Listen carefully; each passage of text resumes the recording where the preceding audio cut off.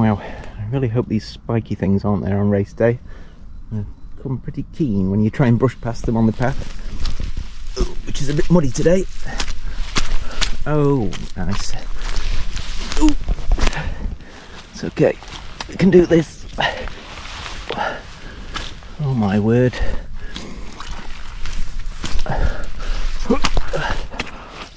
Ow, that's spiky. Ooh.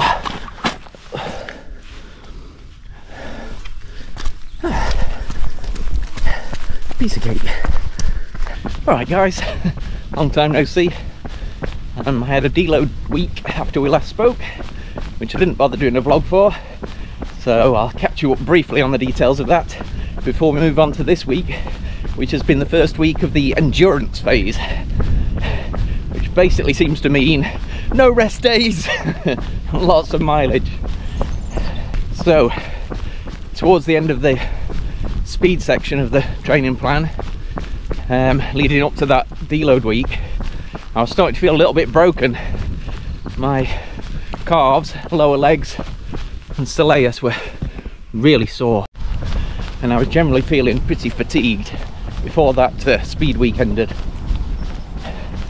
So it reached the point where over the last week or two I've not really been looking forward to every run. Some of them I've been kind of dreading in a way, not to that extent, it's a bit of a strong word, but haven't been so enthused to get out the door just because of the fatigue levels. But I realise that this is part of the training, and managing recovery needs to be a big focus at the moment.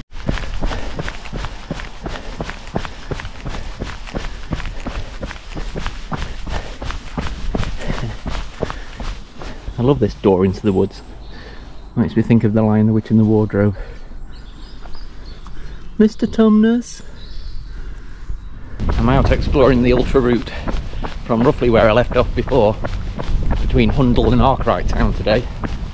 So there's a bit of a town section here, so we pass through Whittington to get to the canal. So just reached the bottom of the valley where the railway, the river and the canal are.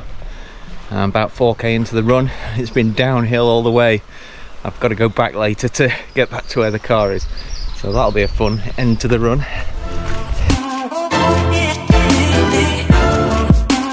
So to summarise the deload week, the first couple of easy runs of that week didn't feel easy.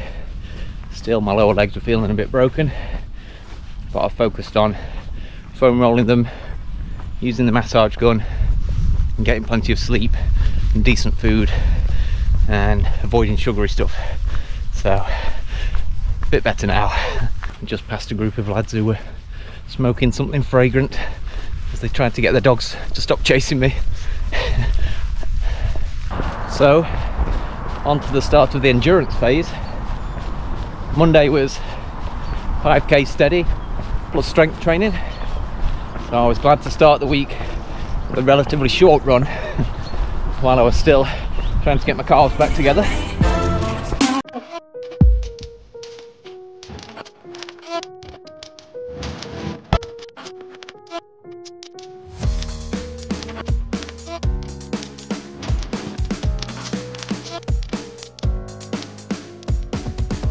Now the endurance phase isn't just about adding mileage and doing longer long runs.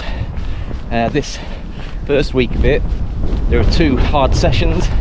So Tuesday was the first one, and that was a speed session, doing the old 1, 2, 3, 4, 5 minutes of hard running with equal recoveries, jogging. So that got the legs woken up for the week.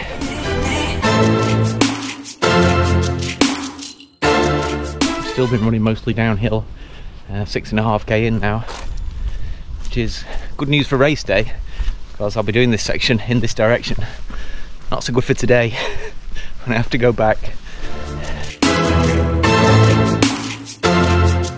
So even though there are no actual rest days in this week, Wednesday was a strength training day with no running, so there was at least one day with no running, which was a bonus. So strength training on the Wednesday, and then on to Thursday it was 6k easy, so not too bad at that point, but that was leading up to another session, so it has to be expected that we need to calm it down a bit before we head straight into another one.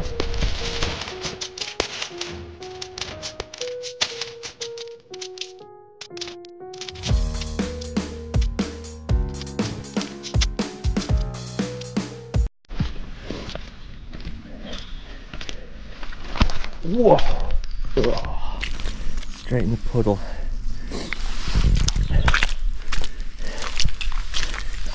Oh, man, this is sloppy.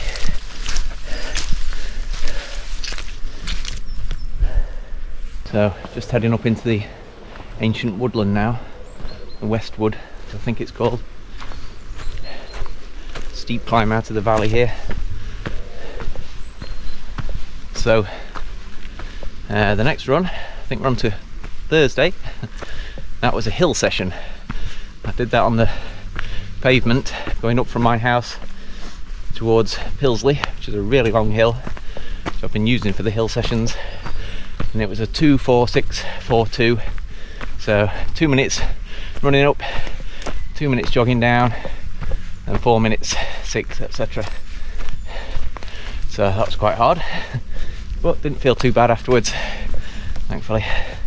I need to keep my eye on the navigation now, because the way I usually go, following the Chesterfield round walk, I think it's slightly different from the GPX file that I got for the Spire route. So there's quite a few different paths through this wood, just need to make sure I follow what the map says, don't end up adding miles to this 19k long run I'm already doing.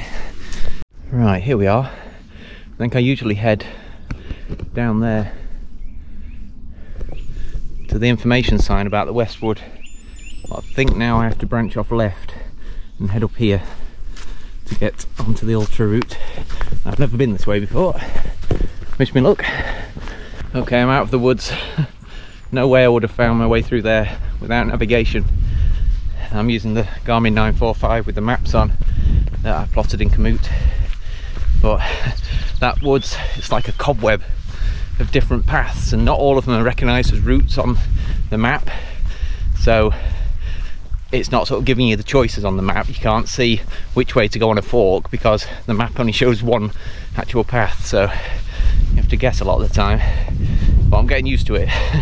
So after Friday's hill session, Saturday, more running. It was effectively 10k, but it was written in the plan as 3, 5, 2, so there's 3k easy, 5 steady and 2 easy, which is a bit like a warm-up, a steady run and a cool down, but Chrissy says in the book that it's written that way to keep you honest, I guess, to make sure you don't just do a 10k easy run because you're tired, which would have been tempting. And I think my fitness is getting better as the training goes on, because I'm breaking my own records on Strava segments when I'm just doing steady runs, and it doesn't actually feel like I'm working too hard, so I think that's a good sign. More downhill. This is going to kill me.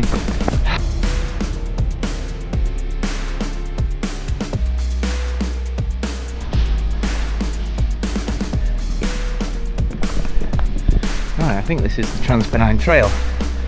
I've been on this section of it, and I think I've only been on one tiny part of it that passes where the park run is at Poolsbrook. I think it's maybe the first time I've been on the Transpennine Trail, but I think this used to be a railway track. Okay, halfway point. Looks like there's a bridge there, maybe a railway of some sort, or a road going over the railway. Hard to say. But I'm 9.5k into this 19k long run on the Sunday, which finishes off my training for the week, and fairly sure this is the most mileage I've ever done in a week as well, and it ramps up more over the next 2 weeks, so stick around, see if I survive that, and I'll be looking forward to deload week for sure at that point. So thanks for watching again, guys. I'll catch you soon. Bye.